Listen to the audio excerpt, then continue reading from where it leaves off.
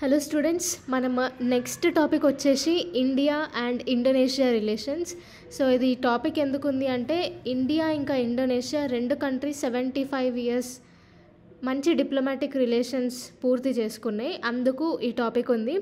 So రీసెంట్గా దీనికి సంబంధించి ఈ 75 ఇయర్స్ సెలబ్రేషన్ని మార్క్ చేస్తూ జాకర్తా ఫ్యూచర్స్ ఫోరం అనేది ఇండియా హోస్ట్ చేసింది. Indian embassy plus observe research foundation అనేసి ఈ ఇద్దరు కలిసి హోస్ట్ చేసినారు. సో ఇండియా ఇండోనేషియాకి మధ్యలో మంచి కోఆపరేషన్ని ప్రమోట్ చేయడానికి, 75 ఇయర్స్ రిలేషన్షిప్ మార్క్ చేసుకోవడానికి, ఇంకా India Indonesia defence industry exhibition come seminar organise చేసుకోవడానికి ఈ జాకర్తా ఫ్యూచర్స్ ఫోరం అనేది తీసుకొని వచ్చినారనమాట.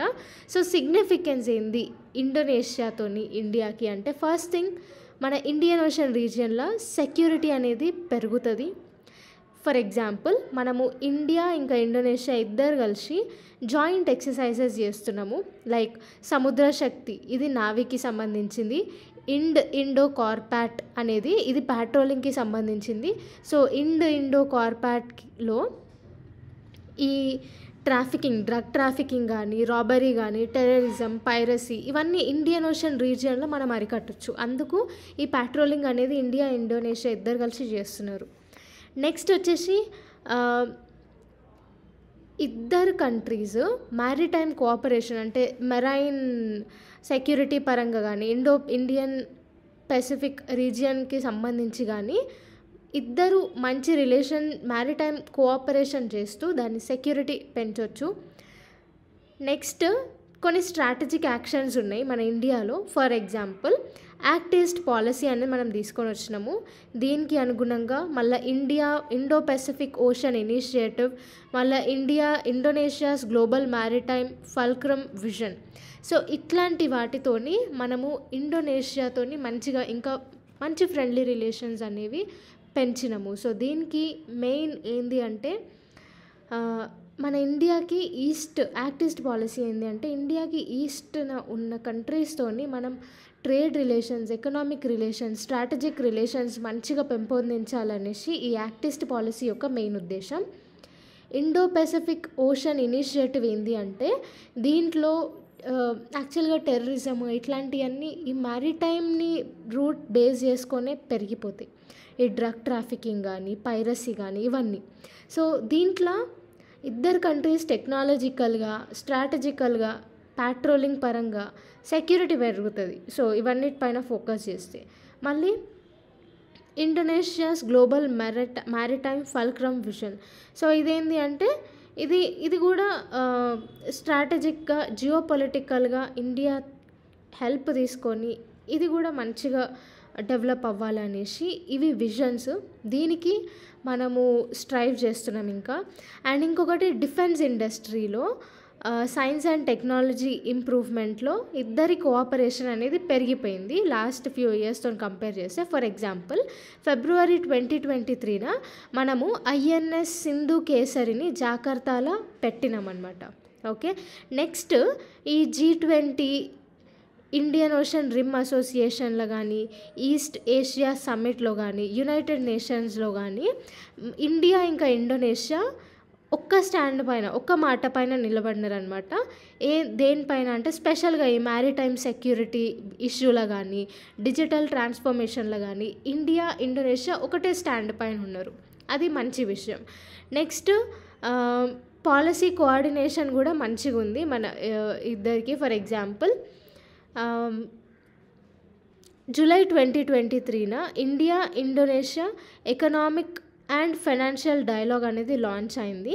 సో ఇదొకటి. మళ్ళీ ఇద్దరు కంట్రీస్ బ్యాంగ్డంగ్ కాన్ఫరెన్స్ 1955లో బ్యాంగ్డంగ్ కాన్ఫరెన్స్లో పార్టిసిపేట్ చేసినాయి. ఇదేంటి అంటే, ఈ బ్యాంగ్డంగ్ కాన్ఫరెన్స్ తర్వాత దేనికి దారి తీసింది అంటే నాన్ అలైన్మెంట్ మూవ్మెంట్కి. సో ఇందాక మనం అంతకుముందు నేర్చుకున్నాం కదా, నాన్ అలైన్మెంట్ మూవ్మెంట్ అంటే మనం ఏ కంట్రీకి సపోర్ట్ చేయము కానీ ఇండిపెండెంట్గా ఉంటాము అనేసి. సో వరల్డ్ పీస్ని, వరల్డ్ కోఆపరేషన్ని ప్రమోట్ చేసుకుంటూ ఈ నాన్ అలైన్మెంట్ మూమెంట్ ఉంటుంది. అందులో ఇండోనేషియా కూడా పార్టిసిపేట్ చేసింది. నెక్స్ట్ కల్చరల్గా చూసుకుంటే మన ఇండోనేషియా ఫోక్ ఆర్ట్, మళ్ళీ ఆ ఇండోనేషియాలో ఉన్న డాన్సెస్ ఈ రామాయణ మహాభారత థీమ్ పైన ఫోకస్ చేసి ఉంటాయి అన్నమాట. చిన్న చిన్న స్టోరీస్లోనే ఈ ఎపిక్ వాళ్ళ ఇండియన్ ఫోక్ ఆర్ట్ కానీ డ్రామాస్ కానీ ఉంటాయి. నెక్స్ట్ బాలి యాత్ర. బాలి యాత్ర అనేది ఒక ఫెస్టివల్ ఒడిస్సాలో కూడా సెలబ్రేట్ చేసుకుంటారు. సో ఇదేంటి అంటే ఒడిస్సాలో ఉన్న ట్రేడర్స్ బాలి ఇండోనేషియాలో బాలి అనే రీజన్ ఉంటుంది. సో బాలికి వెళ్తున్నప్పుడు ఈ ఫెస్టివల్ అనేది చేసుకుంటారు అనమాట. ఒక 1 వీక్ ఫెస్టివల్. సో కల్చరల్గా ఇండియా ఇండోనేషియా కూడా టైఅప్ అయి ఉన్నారు. Next Swami Vivekananda cultural centre ఇండోనేషియాలో ఉంది. సో ఇది కూడా కల్చర్ని 2 కంట్రీస్ కల్చర్ని ప్రమోట్ చేస్తూ ఉంది. సో మన ఇండియాకి ఇండోనేషియాతోని ఏం లాభము అంటే ఫస్ట్ థింగ్ వచ్చేసి బ్రహ్మోస్ మిసైల్స్, ఈ లైట్ కాంబాట్ ఎయిర్ క్రాఫ్ట్స్, ఈ రెండిటిపైన ఇండోనేషియా ఇంట్రెస్ట్ చూపించింది. సో అవి ఇండోనేషియా కొనబోతుంది అనమాట. నెక్స్ట్ ఏషియన్ రీజియన్ అంటే ఈ కింద ఈ చుట్టుపక్కల కంట్రీస్ ఉంటాయి. సో ఆ ఏషియన్ రీజియన్స్లో ఇండోనేషియాతోని మనము లార్జెస్ట్ ట్రేడ్ పార్ట్నర్ అనమాట. ఆల్మోస్ట్ 38.85 బిలియన్ ట్రేడ్ 2022 నుంచి 23 వరకు మనం చేసినాం. నెక్స్ట్ వచ్చేసి సాగర్ ఇనిషియేటివ్ కింద ఇండియా సాబాక్ పోర్ట్ అని ఉంటుంది. సో ఇండోనేషియాలో సాబాక్ పోర్ట్. సో ఈ సాబాక్ పోర్ట్ ఇండోనేషియాలో ఉంది. సో మన ఇండియా ఈ సాబాక్ పోర్ట్ డెవలప్మెంట్ కోసం ఫండ్స్ రిలీజ్ చేసింది. సో ఈ సాబాక్ పోర్ట్ అనేది డీప్ సీ పోర్ట్ అనమాట. సో మలక్కా స్ట్రైట్ ద్వారా ఇండియాకి ఈజీగా యాక్సెస్ ఉంటుంది ఈ సాబాంగ్ పోర్ట్కి. సో అందుకు ఈ పోర్ట్ డెవలప్మెంట్ ప్రాజెక్ట్కి ఇండియా కంకణం కట్టుకుంది. సో దీని ప్రకారం ఏంది, మన ఇండియాకి ఇండోనేషియా డిఫెన్స్ కొంటా అని చెప్పింది. మళ్ళీ ఇండోనేషియా అనేది మన లార్జెస్ట్ ట్రేడ్ పార్ట్నరు. ఇంటర్నేషనల్ పరంగా మనము ఇండోనేషియాతో కూడా ఇండియన్ రూపీతో ట్రేడ్ చేస్తామని అగ్రిమెంట్ సైన్ చేపి దాని మీద చర్చలు జరుగుతున్నాయి. నెక్స్ట్ వచ్చేసి సాగర్ ఇనిషియేటివ్ కింద పోర్ట్ డెవలప్మెంట్ ప్రాజెక్ట్ కూడా మనం చేసినాం. ఏం పోర్ట్ అది? సాబాంగ్ పోర్ట్. ఇది డీప్ సీ పోర్ట్ అనమాట. ఓకే. సో ఇండోనేషియాకి మనతో ఏం లాభం ఉంది అంటే ఫస్ట్ థింగ్ మన ఇండియా సెకండ్ లార్జెస్ట్ బయ్యర్ అనమాట. ఇండోనేషియా నుంచి కోల్ ఇంకా క్రూడ్ పామ్ ఆయిల్ అనేది కొంటాం మనము ఇండోనేషియా నుంచి. మళ్ళీ ఆపరేషన్ సముద్ర మైత్రి లాంచ్ చేసినాం. దీనివల్ల ఏంటి అంటే 2018లో ఈ ఇండోనేషియాలో ఎర్త్క్వేక్ సునామీ వచ్చినప్పుడు మనం ఆపరేషన్ సముద్ర మైత్రి యూజ్ చేసుకొని వాళ్ళకి హ్యుమానిటేరియన్ అసిస్టెన్స్ ప్రొవైడ్ చేసినాము. తర్వాత ఐటీఈసీ అంటే Indian technical and economic cooperation programme. So స్పెషల్గా ఇది ఒక టెక్నికల్ కోఆపరేషన్ స్కీమ్ అనమాట.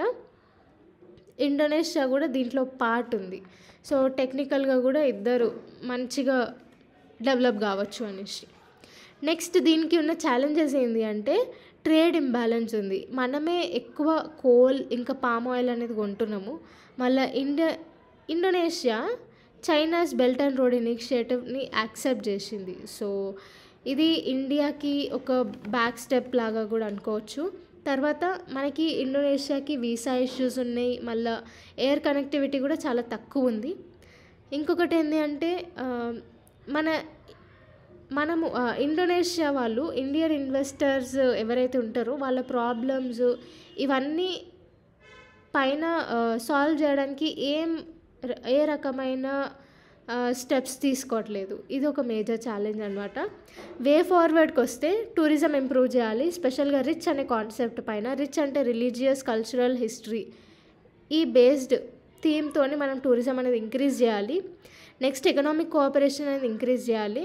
కాంప్రిహెన్సివ్ ఎకనామిక్ పార్ట్నర్షిప్ అగ్రిమెంట్ అనేది మనం తీసుకురావాలి. దీని పరంగా ఏంటి అంటే ట్రేడ్ ఇంక్రీజ్ చేయవచ్చు, ఇన్వెస్ట్మెంట్ బ్యారియర్స్ని కూడా తగ్గించవచ్చు ఒకవేళ ఈ కాంప్రిహెన్సివ్ ఎకనామిక్ పార్ట్నర్షిప్ అగ్రిమెంట్ తీసుకొని వస్తే. నెక్స్ట్ ఇండోనేషియా మన ఇండియన్ ప్రాజెక్ట్స్ ఉన్నాయి కదా, ఇండియన్ ఇనిషియేటివ్ ప్రాజెక్ట్స్ ఉన్నాయి కొన్ని, ఇంటర్నేషనల్ సోలార్ అలయన్స్ కానీ, కోalition ఫర్ డిజాస్టర్ రిలయన్స్ ఇన్ఫ్రాస్ట్రక్చర్ కానీ, మళ్ళీ గ్లోబల్ బయోఫ్యూయల్ అలయన్స్ కానీ. సో వీటిలో కూడా ఇండోనేషియా జాయిన్ అయితే బాగుంటుంది. సో ఇది మొత్తానికి ఇండియా ఇంకా ఇండోనేషియా రిలేషన్స్. ఇంకొక పాయింట్ ఏంటి అంటే మనము రీజియనల్ కొన్ని మల్టీలేటరల్ ఫారమ్స్ ఉంటాయి కదా, for suppose Asian regional forum కానీ, ఇండియన్ ఓషన్ రిమ్ అసోసియేషన్ కానీ, ఇండియన్ ఓషన్ నేషనల్ సింపోజియం కానీ, ఇవన్నీ యూజ్ చేసుకొని మనము మంచి ట్రేడ్ కానీ ఇన్వెస్ట్మెంట్స్ కానీ పెంచవచ్చు.